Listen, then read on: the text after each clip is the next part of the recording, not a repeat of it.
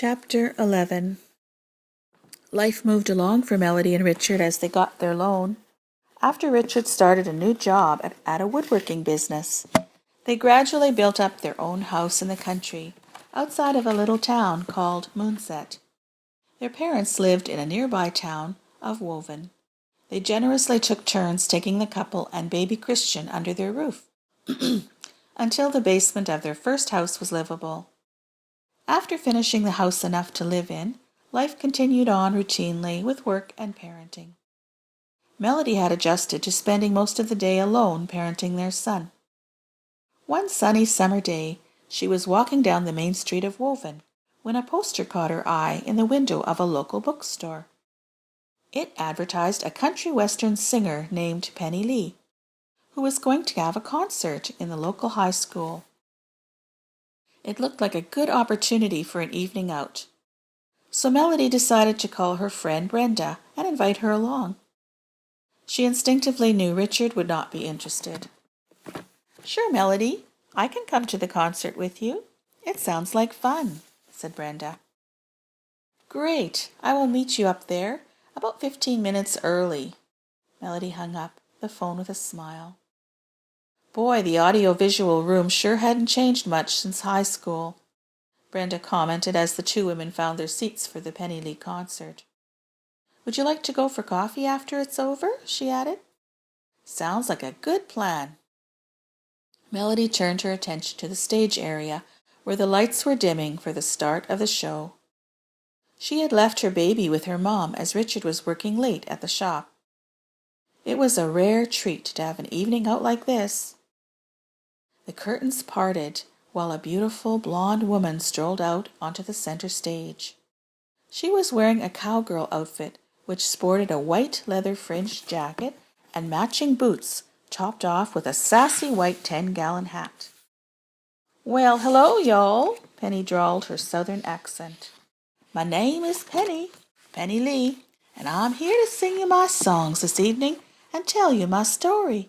She began to strum her guitar, as strains of background music accompanied her. "Little baby yet unborn, listen to your mama's song," the lyrics began to penetrate into Melody's mind. What kind of song was she singing anyway, she thought to herself. She started to feel a bit uncomfortable.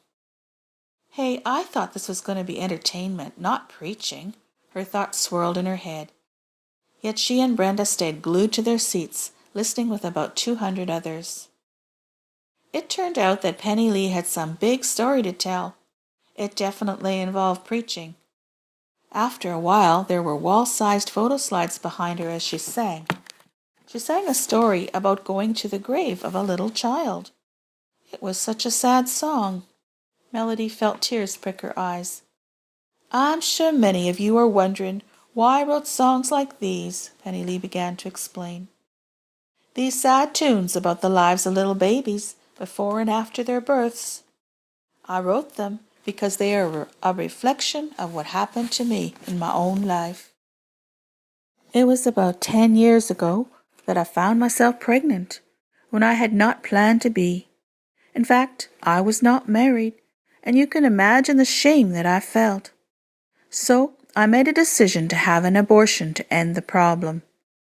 I thought that would make the problem go away, but it didn't. It made it even worse." Penny Lee looked down and cradled her guitar as though it was a child. "Did y'all know that there are literally thousands of women who choose to have an abortion right here in Canada every year?" Penny looked directly into the eyes of her audience. "Most of them will never talk about it to anyone. They suffer alone because of their fear and their shame. I started having dreams about my little baby, dreams about her crying out for her mama, and me not wanting to hold her." Penny's audience was feeling her pain. "I kept thinking about my pregnancy. What if I'd given birth to that child? What would she look like? What would it feel like to be her mama?" Penny Lee looked out wistfully to her audience.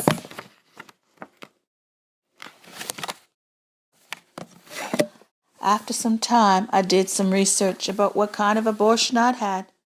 I'd been done in the first trimester, which is the first 3 months of the pregnancy.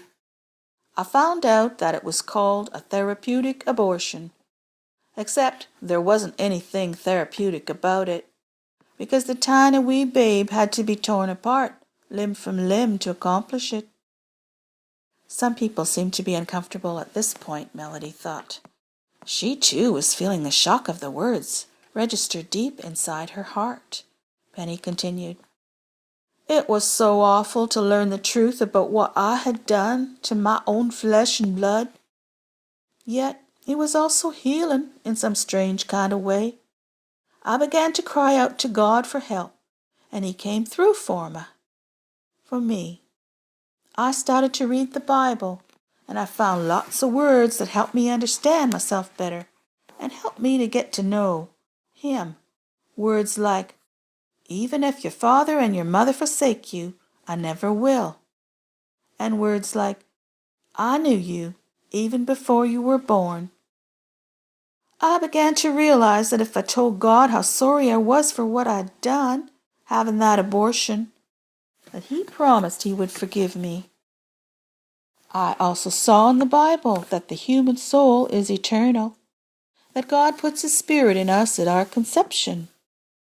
So that made me realize that my own little baby, the one I had aborted, must have an eternal soul too. Surely she's in heaven now. That gave me a lot of comfort. I decided to name her Serena. And now I'm spending my life talking about her, so her little life isn't gone for nothing. Everywhere I tell my story and sing my songs, I meet women who've had abortions too. They need to talk to someone like me, someone who really understands what they've gone through, someone that they can trust. So if you're one of those women here tonight, I just want to say, God loves you. He has your little baby in heaven.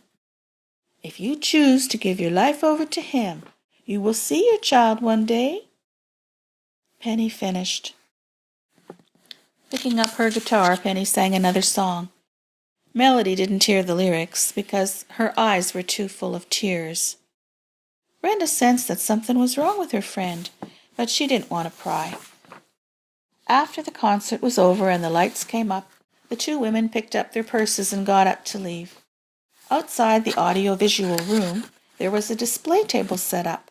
People couldn't help but notice it as they walked out. There was a row of fetal models on it, and some information pamphlets. Some ladies and a man sat behind it, waiting to talk to anyone who might be interested. Melody couldn't help but glance at the baby models. They had signs on them which dated their gestation stage. She noticed the one at 12 weeks. She couldn't believe. It looked like a tiny wee doll, inside an egg-shaped uterus.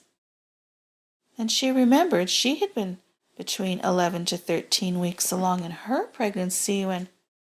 Oh no, she didn't want to remember that.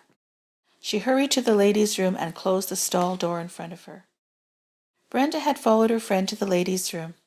Now she definitely knew that something was wrong, and Melody was very disturbed about the way the evening had gone. Hey, Melody, what's wrong? Brenda asked her friend, knocking gently on the washroom door. Oh, nothing, Melody sniffled. I guess it was just too graphic for me. Yes, it wasn't what we expected, Brenda agreed. Should I wait out in the car for you to go for coffee?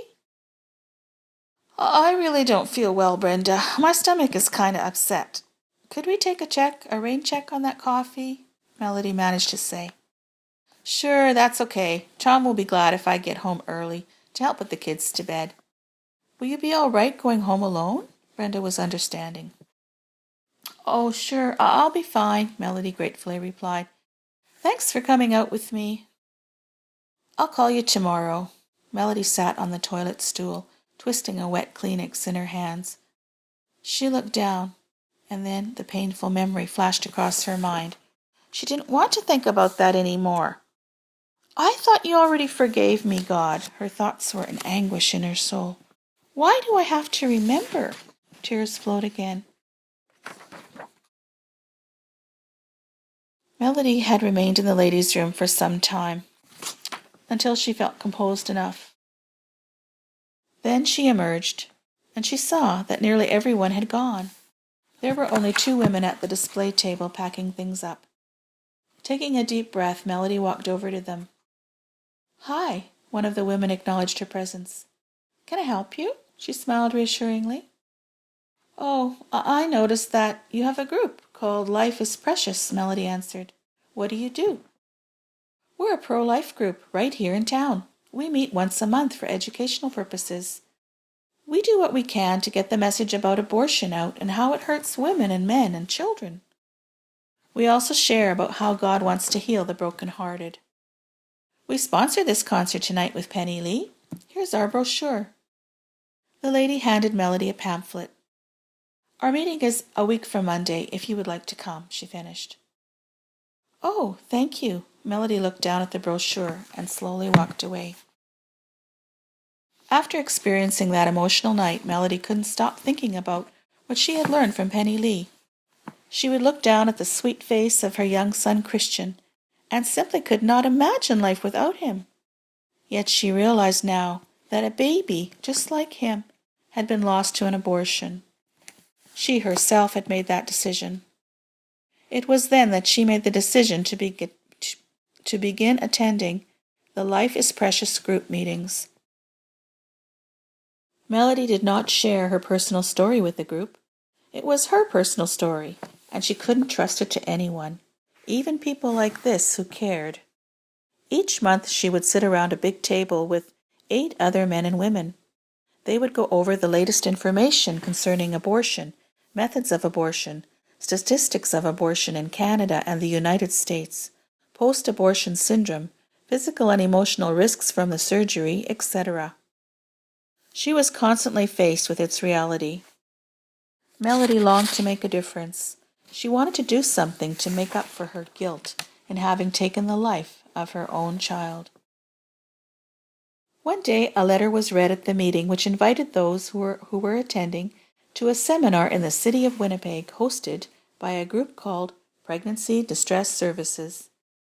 Melody got excited about it right away. "I would really love to attend. We could learn so much," she encouraged them. "Would anyone else like to come with me?" "I would," Sally volunteered. "Me too," Edna chimed in.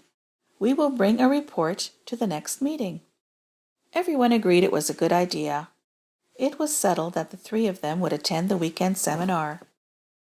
Melody had not considered that she was still nursing baby Christian.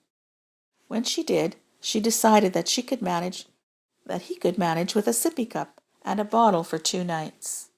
After all, he was 6 months old already. Richard, however, was not as excited about the idea, but he gave in to his young wife's desire. Deep down, he knew it was important, because he too struggled with a sense of hidden guilt. He knew what his wife was involved in, but they never discussed their own personal story with each other. Maybe if they didn't talk about it, the painful memory would go away. It never did. The weekend in the city came, and it was both fun and serious. The girls spent their first day sitting in a classroom at the Women's Health Center. They were immersed in an intense series of training sessions and teaching workshops. Melody also ended up going to the hospital to express several bottles of breast milk because of stopping the nursing so suddenly. All in all, though, they came away full of energy with a hope to start their very own pregnancy crisis service center.